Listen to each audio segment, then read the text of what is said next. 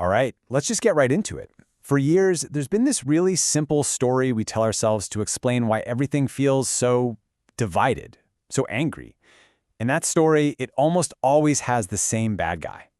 Right? We're told that these platforms, with their crazy algorithms and their echo chambers, they are the ones responsible for pushing us into our political corners, for making us hate each other. This is a neat, tidy explanation. But what if that simple story is just not true? What if the tech isn't really the cause, but more of an amplifier? Today, we're going to dig into some surprising research that suggests the real problem is a lot more complicated and, honestly, a lot more human. So, first things first, let's tackle the biggest myth of them all, this idea of the all-powerful, mind-controlling, polarizing algorithm. You know the theory, right? It goes like this. Facebook, Instagram, TikTok, they figure out what you believe, and then bam! They just feed you a nonstop diet of stuff that confirms everything you already think. You get stuck in this little bubble, you never see the other side, and you just get more and more extreme. It makes total sense on the surface, but is it actually what's happening? Well, to find out, a group of researchers teamed up with Meta for this absolutely massive study during the 2020 US election. And the scale here was just incredible. They got tens of thousands of real users to agree, and then for months they actually changed what these people saw in their feeds. For one group, they purposely dialed back the amount of content from sources that matched their political views. And here's the kicker. The result was, well, stunning. After all that, changing people's information diet had basically no meaningful effect on their political polarization. It didn't make them less extreme, and it didn't make them any less hostile to the other side. Altering the feed, it just didn't change their minds. This led one of the head researchers, Neil Malhotra from Stanford, to say this. He basically said, you know what? The role we think social media plays in all this division, it's potentially overstated. So if it's not the algorithm, then what in the world is it? Well, the research points to something inside of us, our own psychology. It turns out our political views are really, really sticky. They're deeply rooted, they change incredibly slowly, and they aren't going to be budged by just seeing a few posts you disagree with. So yeah, the algorithm might cater to our biases, but it doesn't look like it's the thing that's actually creating them in the first place. Okay. So if the algorithm isn't the big bad wolf we thought it was, what about the actual content? The nasty stuff.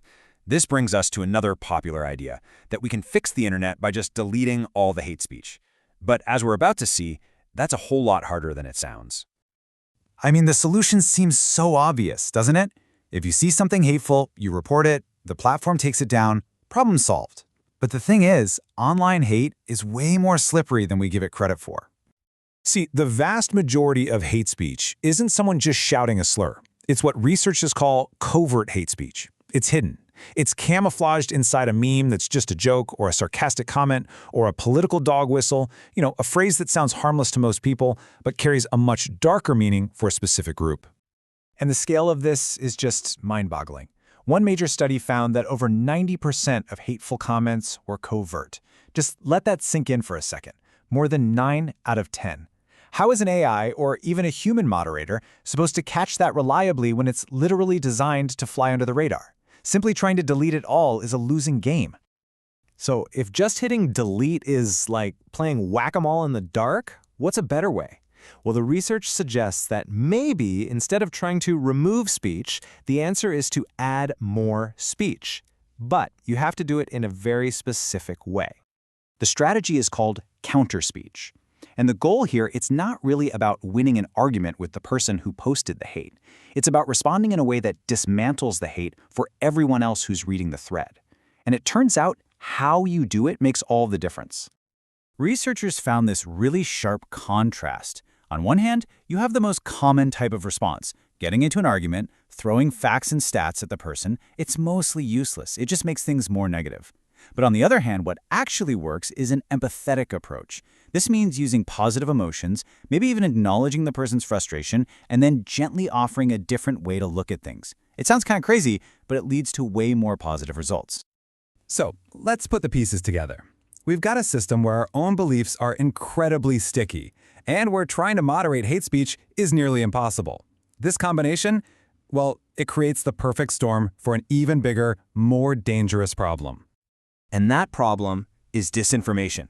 You see, fake stories and false narratives thrive in this kind of environment because they're literally built to appeal to those sticky attitudes we all have. They give us simple, emotional stories that confirm what we already secretly believe about the world. And this is not some abstract theory. I mean, look at what the Brookings Institution found happening during the 2024 election. There were totally made-up stories about immigrants eating pets, bogus claims that hurricane aid was only going to undocumented immigrants. There was even a fake video produced in Russia that supposedly showed a guy voting in multiple counties. These things spread like wildfire because they tap right into people's deepest fears. A perfect example is that story you hear all the time, that immigrants are causing a massive crime wave. The narrative is powerful, it's emotional, but the actual data tells the complete opposite story. Research from the National Institute for Justice shows that native-born Americans commit crimes at a rate about 3 times higher than immigrants do. It's just a stark example of how a lie can feel more real to us than the truth. So, we've busted some myths about algorithms and censorship, and we've seen how our own brains can make us vulnerable. So where does all of this leave us? Well, it kind of forces us to stop pointing fingers at our screens and start looking inward instead. And this brings us back to that researcher, Neil Malhotra, who wraps it all up with a conclusion that's pretty blunt, but also kind of profound. He says, "The real reason our politics are broken is because humans in our society are broken." That's not what people want to hear. It's so much easier to blame a tech company, but that lets us off the hook. It ignores the deep-seated problems in our society that were there long before the first like button ever existed. So maybe the best way to think about social media isn't as the cause of our problems. It's more like a powerful accelerant, or maybe a giant, distorted mirror.